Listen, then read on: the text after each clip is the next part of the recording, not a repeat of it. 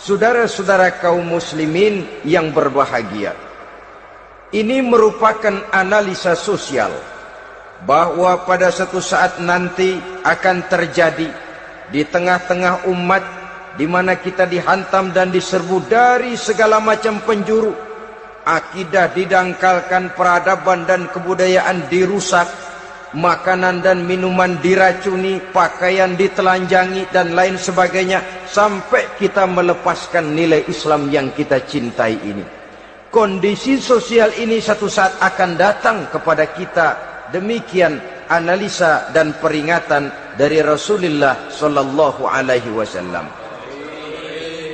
Marilah sekarang kita melihat, adalah benar bahwa di zaman sekarang kita insya Allah tidak akan mengalami perang Badar sehebat yang pernah dialami oleh Rasul dan para sahabatnya. Tetapi sesungguhnya perang yang kita hadapi di zaman sekarang ini tidak kalah hebatnya dengan perang Badar, tidak kurang dahsyatnya dengan perang Uhud, tidak kurang ngerinya dari perang Khandaq. Hanya saja yang kita hadapi sekarang ini bukan ujung pedang, bukan ujung tombak, bukan ujung panah. Yang kita hadapi sekarang ini adalah perang akidah, perang ideologi, perang mempertahankan keyakinan. Yang kalau kita kalah sekarang, kita memang masih beragama. Tetapi anak kita, cucu kita, generasi yang akan hidup 5, 10, 20, 30 tahun yang akan datang, wallahu a'lam bissawab. Islam, saudara-saudaraku, tidak mungkin hilang dari dunia. Tetapi tidak mustahil Islam gulung tikar dari desa kita. Tidak mustahil Islam gulung tikar dari kampung dan kota kita, jikalau kita tidak menjaganya, jikalau kita tidak memeliharanya, bahkan jikalau kita tidak mewariskannya kepada anak-anak kita, generasi yang akan datang. Marilah kita mengingat sejenak bagaimana Islam di Spanyol yang pernah jaya, pernah mewarnai daratan Eropa, dan yang sekarang hanya sekedar tinggal ceritanya saja. Ini pernah diperingatkan oleh Rasul dalam satu hadis, sayati ala ummati zamanun la yabqal Islam illa ismun wala minal Quran illa rasmun. Akan datang satu masa di tengah umatku di mana pada masa itu Islam ada tapi hanya tinggal sekedar namanya saja, dan Quran pun ada tapi cuma sekedar tinggal tulisannya saja. Apabila kita tidak mewariskan ini kepada generasi yang akan datang, maka serbuan-serbuan dari berbagai macam penjuru dari hari ke hari semakin kita rasakan kehebatannya. Tidak mustahil sejarah Spanyol akan terjadi di desa kita, akan terjadi di kampung kita, akan terjadi di kota kita.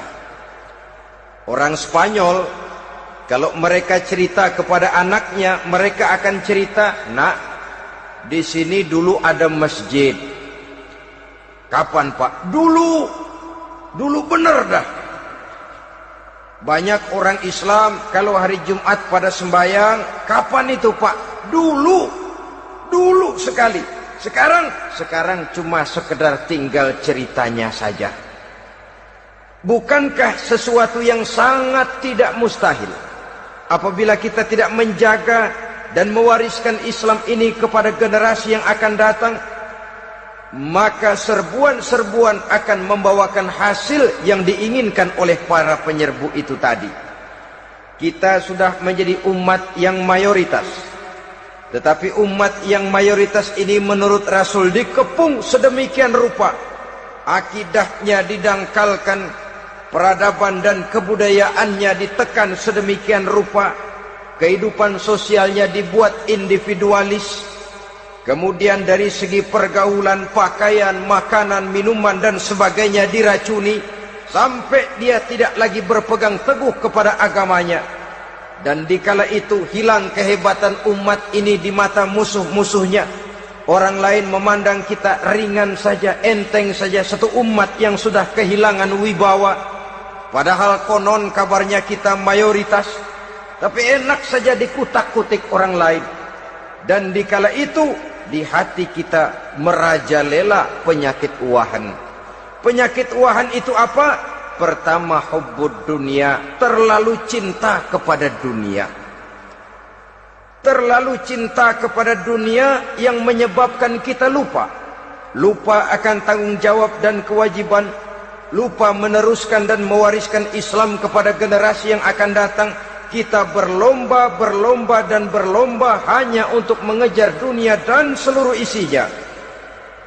Baik dia bernama material, baik dia bernama seksual, baik dia bernama pangkat, jabatan dan kedudukan, berlomba-lomba kita di dalamnya. Sampai tercampaklah penyakit hubbud dunia di dalam hati ini. Berurat dan berakar dunia itu, sulit dan berat kita berpisah daripadanya. Akibatnya kemauan untuk berbuat demi dan atas nama agama sangat sulit terwujud di dalam kehidupan ini. Yang kedua, karahiyatul maut, terlalu takut kepada mati. Baik mati ajal, mati dalam artian yang sebenarnya, baik mati usahanya, baik mati karirnya, baik mati pangkat dan jabatannya. Sehingga dengan demikian akibatnya jatuhlah kita menjadi umat yang kehilangan wibawa di mata orang lain. Saudara-saudara kaum muslimin rahimakumullah, saya katakan tadi, perang yang kita hadapi di zaman sekarang adalah perang akidah. Perang menghadapi peradaban dan kebudayaan yang menghancurkan moral daripada anak-anak kita. Perang menghadapi banjirnya maksiat dan munkarat. Yang di tengah-tengah itu, di samping berkewajiban menjaga diri dan keluarga, kita pun juga berkewajiban menjaga anak-anak kita, generasi yang akan datang, mengarahkan dan mendidik mereka sesuai dengan yang dikehendaki oleh Allah Subhanahu wa ta'ala.